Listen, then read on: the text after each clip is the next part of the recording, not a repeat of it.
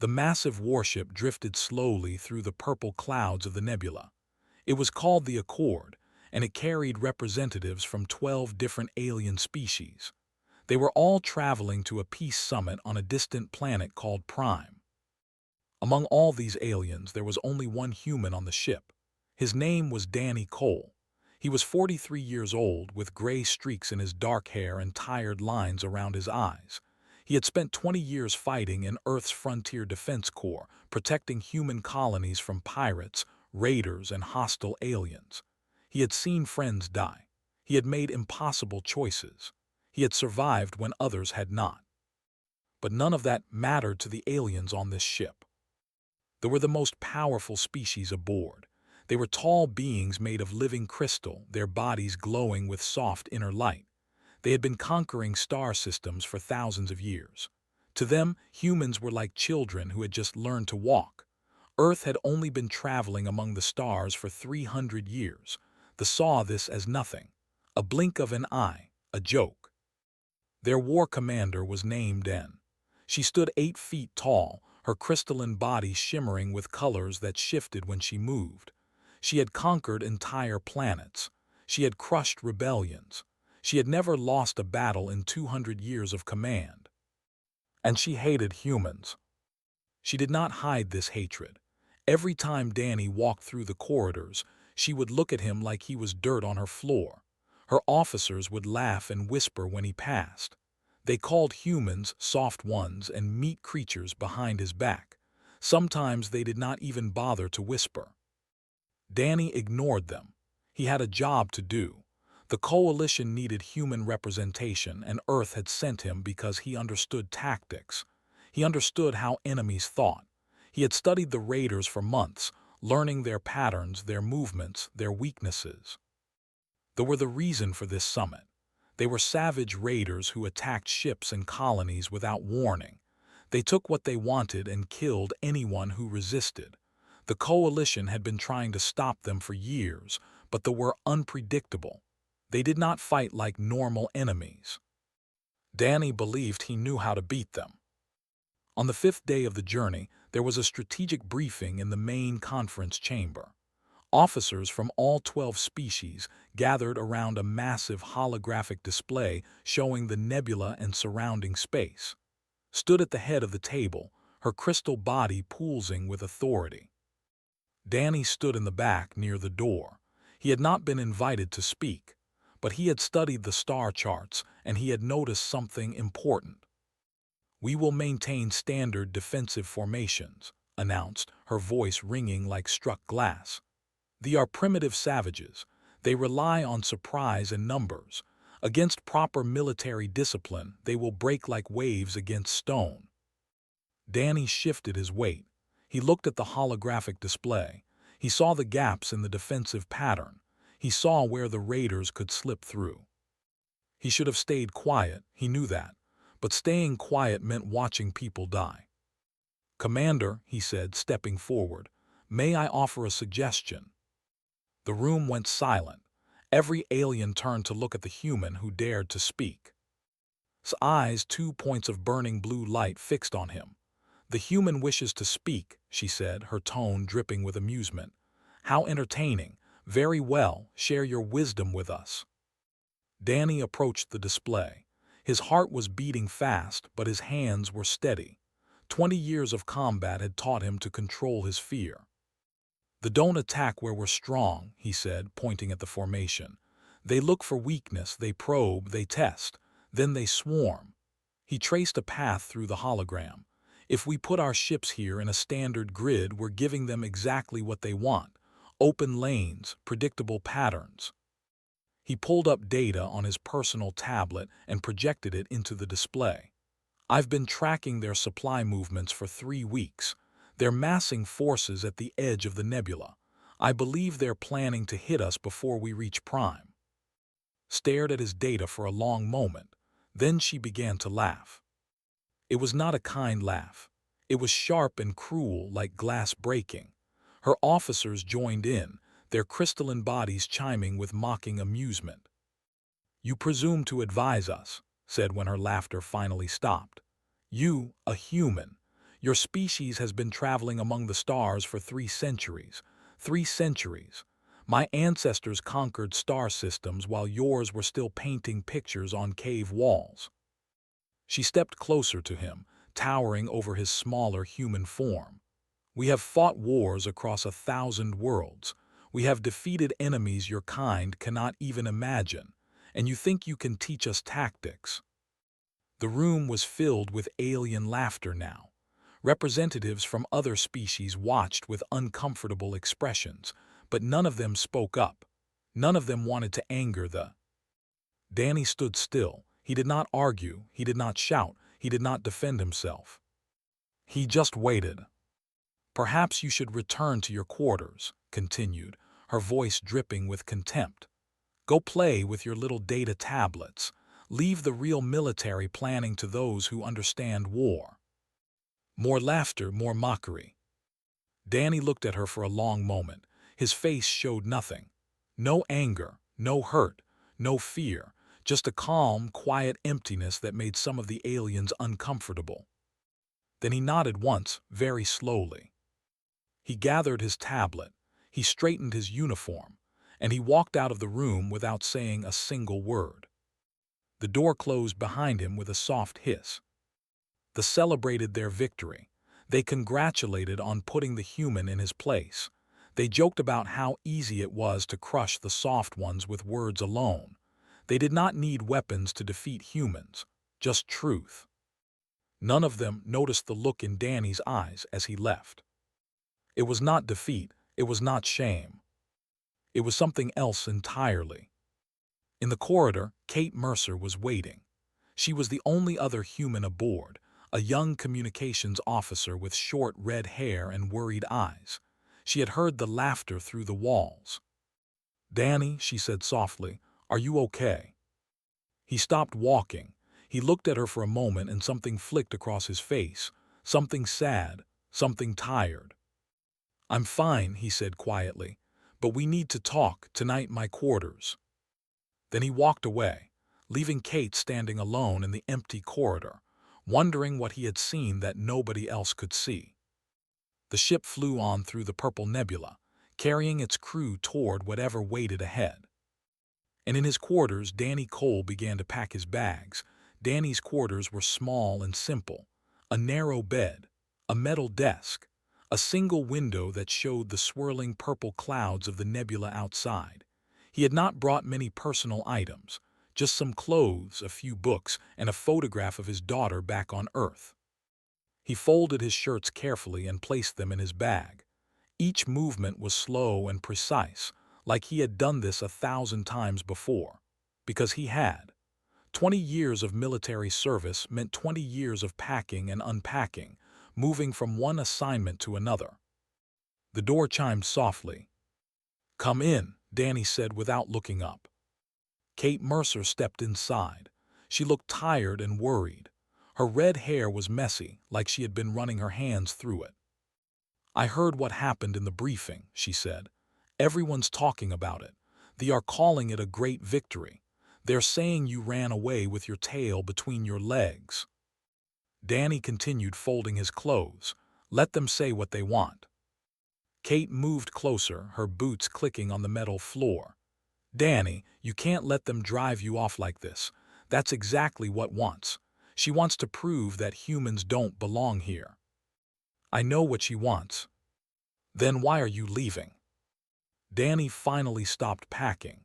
He turned to face her, and Kate saw something in his eyes that made her breath catch. It was not anger or sadness. It was certainty. The kind of certainty that came from seeing something terrible approaching and knowing you could not stop it. "I'm not running away," he said quietly. "I'm requesting a transfer to the outer patrol frigate, the Silent Wake. They need experienced crew, and there's no point staying where I'm not wanted." Kate frowned. "The Silent Wake, that's a tiny ship. Skeleton crew, they just patrol the edges of the fleet." "Exactly." Danny sat down on the edge of his bed. Small, fast, mobile, away from the main formation. "I don't understand." Danny was quiet for a moment. Then he reached over and picked up his tablet from the desk. He turned it on and showed her a star chart covered in dots and lines. "I've been tracking for 3 weeks," he said. "Every supply shipment, every scout movement, every communication signal we've intercepted." He traced his finger along a pattern of dots. "They're gathering at the edge of the nebula, right here, hidden in the ionic interference where our long-range sensors can't see them." Kate looked at the chart. Her face went pale. "How many ships?" "At least 40, maybe more." Danny set the tablet down. "They're not running random raids. They're planning something big. I think they're going to hit the fleet before we reach Prime." "Did you tell this?" "I tried. This morning before the briefing. I sent her my complete analysis." Danny's voice was flat and tired. She deleted it without reading it. "Her aide told me that the war commander had no time for human guesswork." Kate sat down heavily in the chair by the desk. She stared at the star chart, at the cluster of red dots hiding in the nebula. "If you're right," she started. "If I'm right, this fleet is going to be caught completely off guard." Danny stood up and walked to the window, looking out at the swirling clouds. "They are brilliant warriors. Their formations are perfect. Their weapons are powerful, but they're fighting the last war. They expect their enemies to follow rules, to attack in ways they understand. And they don't follow rules." "No, they don't." Danny turned back to face her. "They're like humans used to be back when we were still fighting each other on Earth. They're desperate. They're adaptable. They don't care about honor or tradition. They just want to survive." Kate was quiet for a long moment. "Why transfer to the patrol frigate? If the fleet is attacked, that little ship won't make any difference." Danny smiled, but it was a sad smile. "Maybe not, but at least I'll be in a position to help. The main fleet is locked into their formations, their chains of command, their traditional tactics, won't deviate from her plans no matter what happens." He picked up his bag and slung it over his shoulder. "The Silent Wake is different. Small crew, flexible command, room to adapt. You're going to need more than flexibility against 40 ships." "I know." Danny walked toward the door, then stopped. He turned back to Kate, his expression serious. "I need you to do something for me." "What?" "Tell Captain what I told you. Show him my data. Maybe he'll listen to one of his own species." Kate shook her head. "Won't go against, nobody will." "Probably not, but you have to try." Danny reached out and put his hand on her shoulder.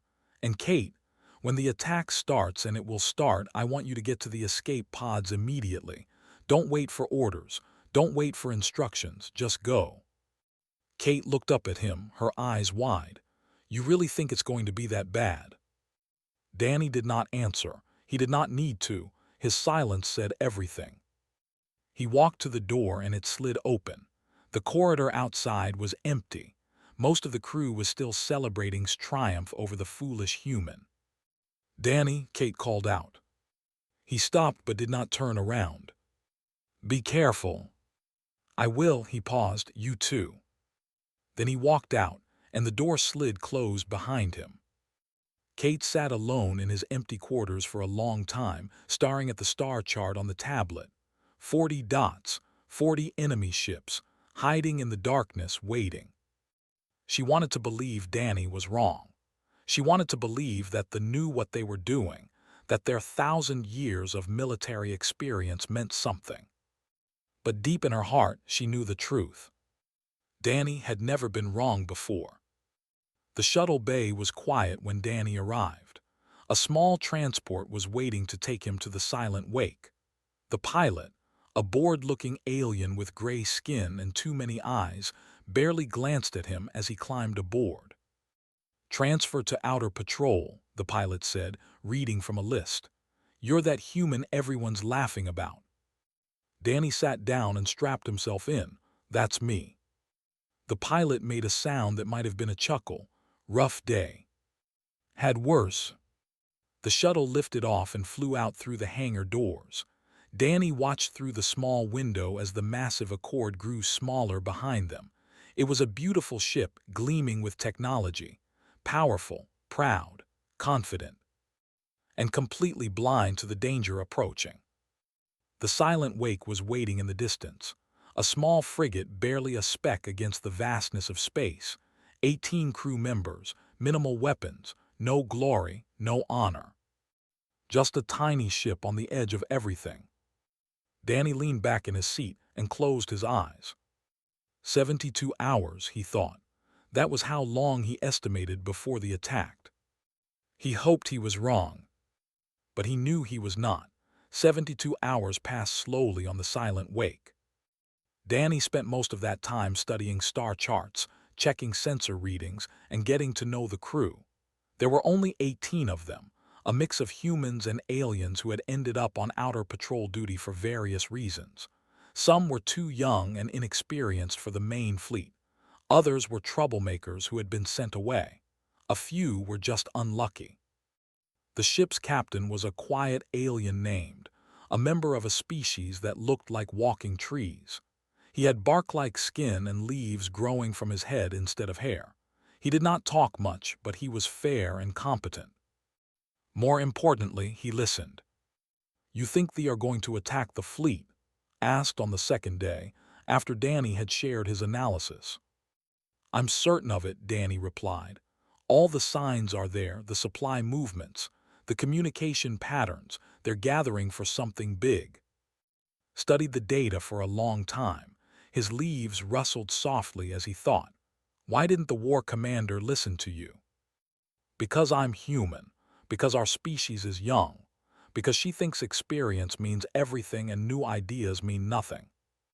Made a rumbling sound deep in his wooden chest. Foolish. Good ideas can come from anywhere. He looked at Danny with eyes that glowed soft green. If the attack comes, what should we do? Stay mobile, stay quiet, watch for opportunities. Danny pointed at the tactical display. We're too small to fight them directly, but we're also too small to be a priority target. That gives us options. Nodded slowly. I understand, we will be ready. And so they waited. On the third day, at exactly the time Danny had predicted, the struck. They came out of the nebula like a swarm of angry insects. 50 ships, not 40. Small, fast raiders with weapons blazing. They emerged from the ionic interference all at once, surrounding the coalition fleet before anyone could react. On the bridge of the Accord, alarms screamed. "Contact," an officer shouted. Multiple contacts emerging from the nebula, 50 ships, no 60, they're everywhere. And stood at the center of the chaos, her crystalline body flashing with angry colors. All ships, defensive formation, concentrate fire on the largest vessels. But they had no largest vessels. They were all small, all fast, all moving in seemingly random patterns that made them impossible to target efficiently. The coalition's powerful weapons were designed for battles against other large warships. They struggled to hit the smaller, more agile raiders. "They're not attacking in formation," another officer yelled. "They're swarming, I can't track them." "Maintain discipline," commanded. "Hold your positions." But it was too late for discipline. They were not fighting the way they expected. They were not lining up for honorable combat. They were diving in, striking weak points, then pulling back before the bigger ships could respond. They were targeting engines, sensors, and communication arrays. They were blinding and crippling the fleet piece by piece. The Accord shook as plasma fire struck its hull. "Shields at 70%, someone reported. They're focusing on our engine arrays." His face flickered with something she had never shown before. It was not just surprise. It was fear. Real fear. Her perfect formations were crumbling. Her centuries of military tradition were useless against an enemy that did not follow any rules. "Adapt," she commanded. "Break formation and engage at will." But her officers did not know how to adapt. They had been trained to follow orders, to maintain positions, to trust in the chain of command. Without their formations, they were lost. 3 cruisers exploded in the first 10 minutes of the battle. On the outer edge of the fighting, the silent wake received the distress signal. The entire crew gathered on the small bridge, watching the chaos on their sensors. Multiple ships destroyed, reported the sensor officer, a young human woman named Lisa Park. They are everywhere. The fleet is being torn apart. Ben Torres, the pilot, was pale and sweating. He was only 22 years old, fresh out of training. He had never seen real combat before. "Sir," he said to Captain, his voice shaking, "what do we do? Should we run?" Turned to Danny, who was standing near the tactical display, studying the battle with calm, focused eyes.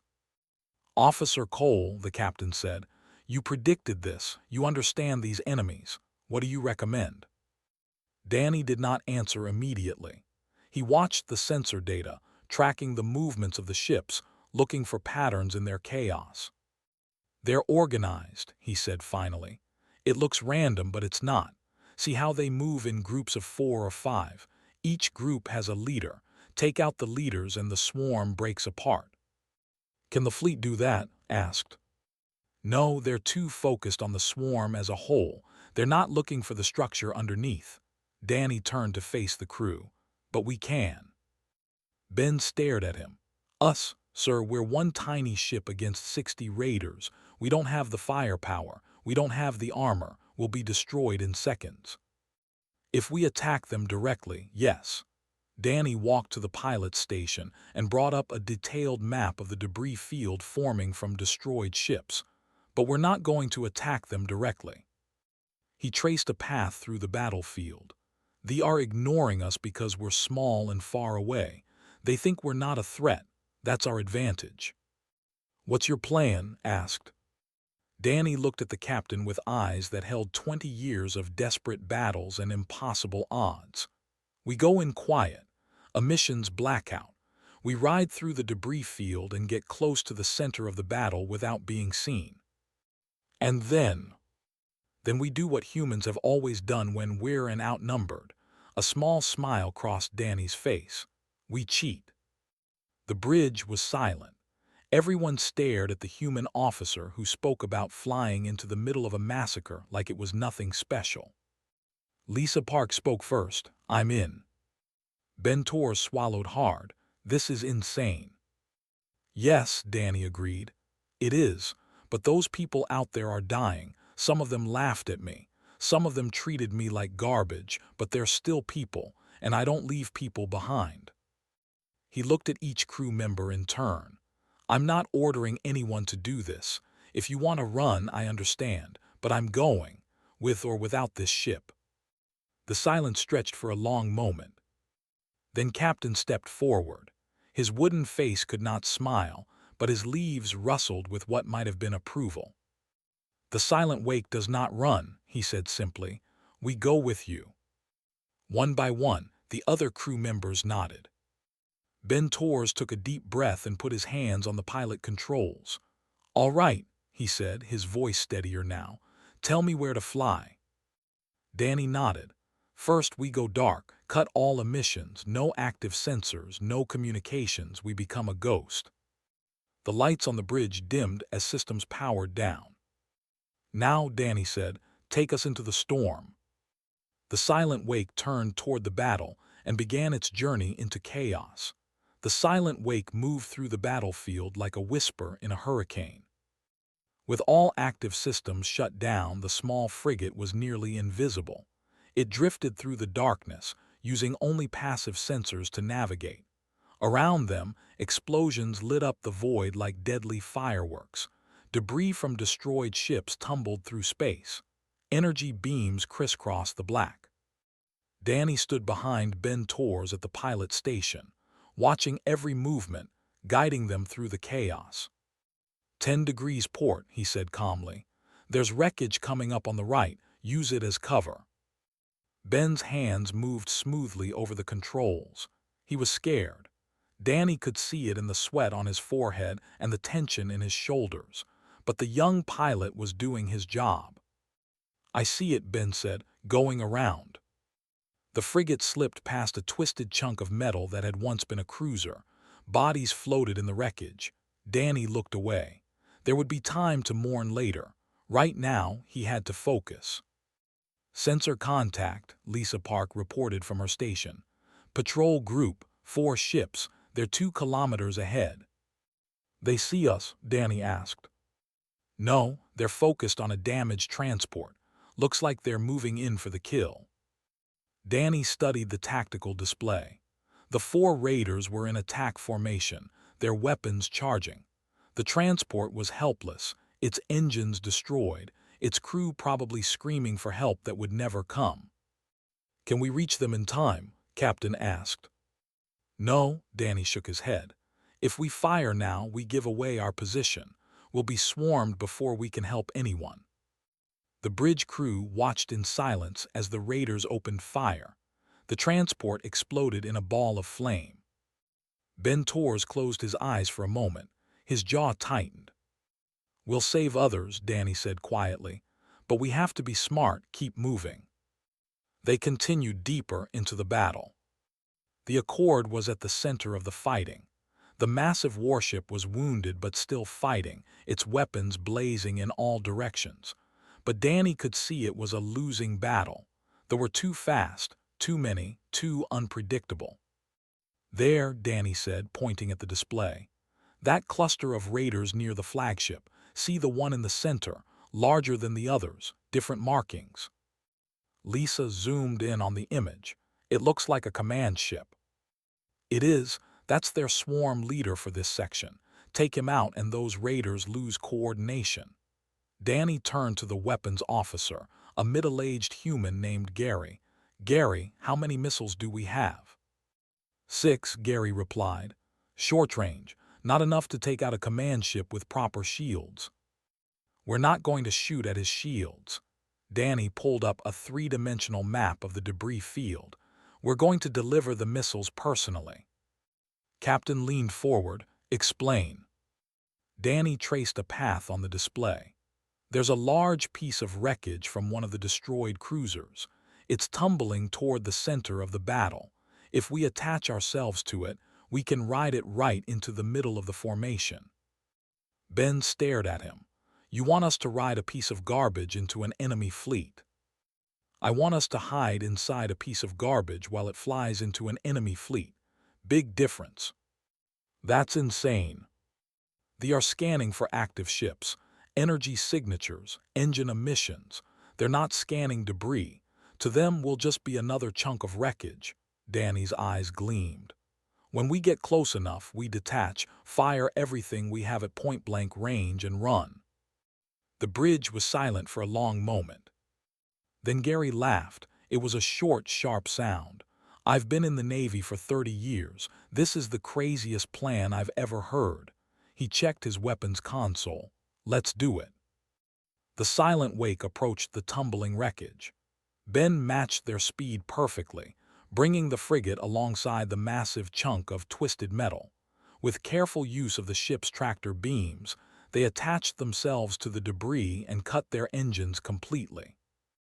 Now they were truly invisible, just another piece of garbage floating through the battle. Time to target, Danny said. 8 minutes. Everyone stay calm, stay quiet, no emissions of any kind. 8 minutes passed like 8 hours. The crew sat in near darkness, listening to the sounds of battle through the hull, distant explosions, the crackle of energy weapons, the screams of dying ships. Danny counted seconds in his head. 2 minutes, he announced. Gary, prep all missiles. Lisa, I need you to broadcast a message the moment we're clear. Wide band, all frequencies. What message? Lisa asked. Danny handed her a data chip. Kate Mercer recorded this before I left the Accord. It's a bluff, a lie, but if it works, it might save everyone. Lisa plugged in the chip and read the message. Her eyebrows rose. This is brilliant. It's desperate, there's a difference. 1 minute, Ben reported. His hands were shaking over the controls. I can see the command ship on visual. He's right there. Danny moved to stand beside him. Through the front viewport, he could see the command vessel. It was larger than the others, covered in weapons, broadcasting signals to coordinate the swarm. Its crew had no idea death was floating toward them disguised as garbage. 30 seconds, everyone ready. The crew tensed. Gary's fingers hovered over the firing controls. Lisa prepared the broadcast. Ben gripped the pilot controls so hard his knuckles went white. 10 seconds. Danny's voice was steady. His heart was pounding, but his voice was steady. 5, 4, 3, 2, 1 now. The tractor beams released. The silent wake separated from the wreckage and roared to life. Engines flared, weapons armed. Everything happened in seconds. Fire, Danny shouted. Gary launched all 6 missiles at point-blank range. At this distance, shields meant nothing.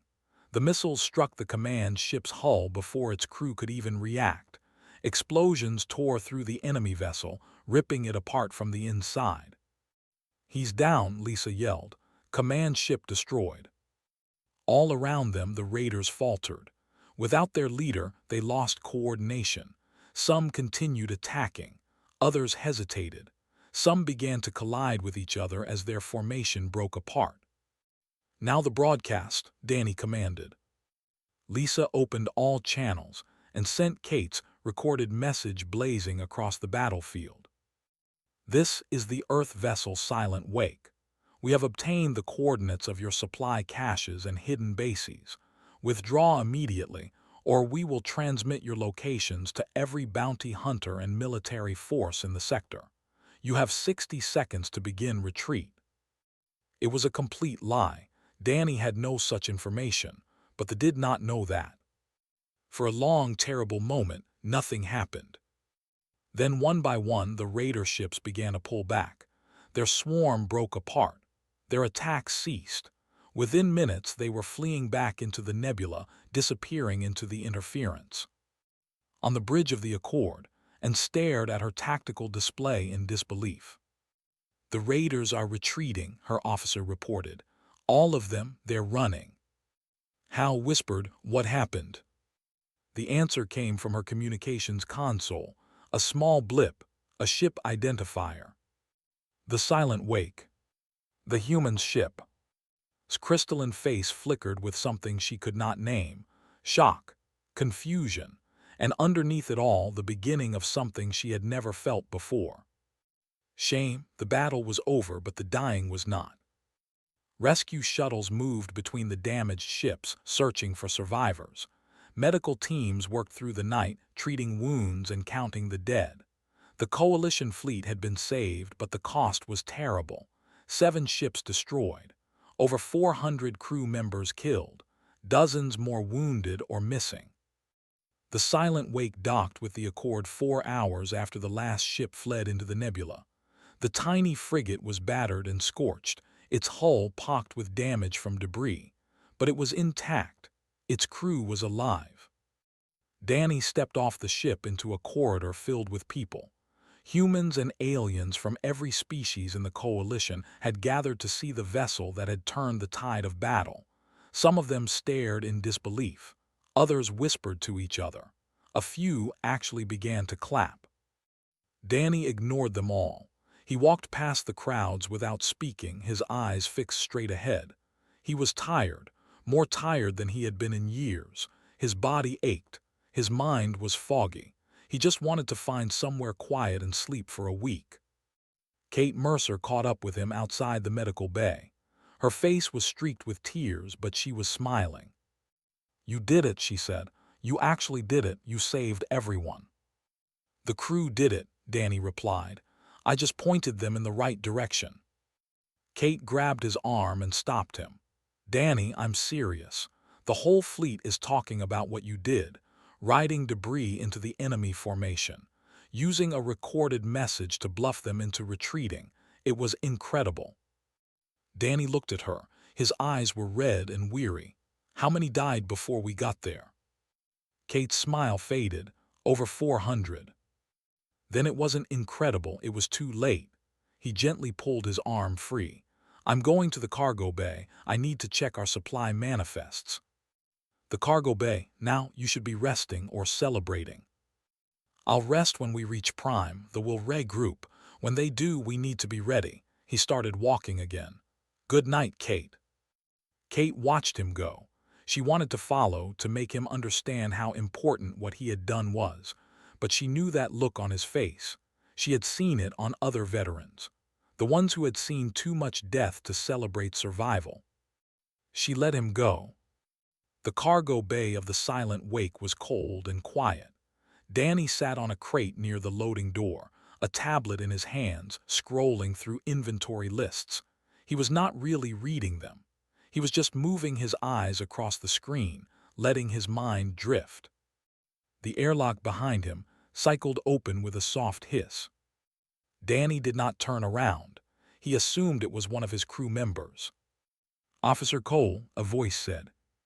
That voice made him freeze. It was like breaking glass, like crystal ringing against crystal. He turned slowly and stood in the doorway. Behind her, several of her officers waited in the corridor, watching silently. The war commander's crystalline body was dimmer than before, its usual brilliant colors muted. Her posture, which had always radiated arrogance and power, now seemed smaller somehow, bent. Danny set down his tablet and stood. He did not speak. He just waited. Walked toward him. Her footsteps echoed in the empty bay. She stopped 3 paces away, close enough that Danny could see the flickers of light moving inside her crystal form. For a long moment, neither of them spoke. "I came to," started, then she stopped. Her voice, always so confident, faltered like a child's. She tried again. "I came to acknowledge my error." Danny's face showed nothing. No triumph, no satisfaction, no anger. Continued, each word clearly causing her pain. "You tried to warn us. Your data predicted the attack. Your strategy would have prepared us to counter their tactics. I dismissed everything you said because of what you are, not because of what you know."